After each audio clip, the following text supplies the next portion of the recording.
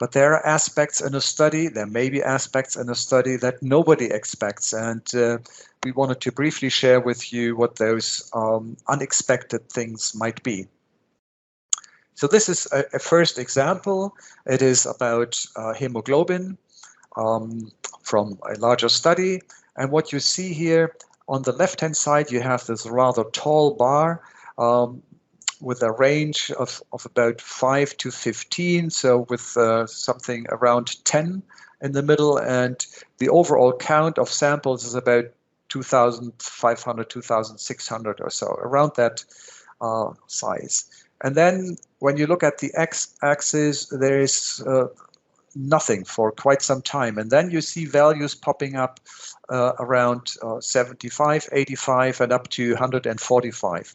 So not as tall as the first bar, but you know, something is different in these patients and these samples compared to the ones on the left-hand side.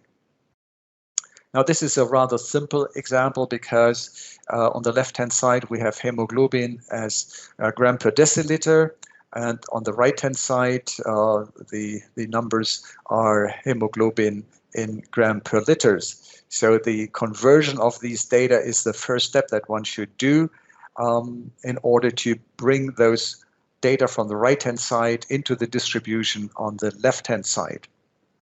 So that is what CSM can do for you. It identifies distributions, bimodal distributions, or distributions that are so disparate that you know instantaneously you know, something went wrong in the data capture part of this study.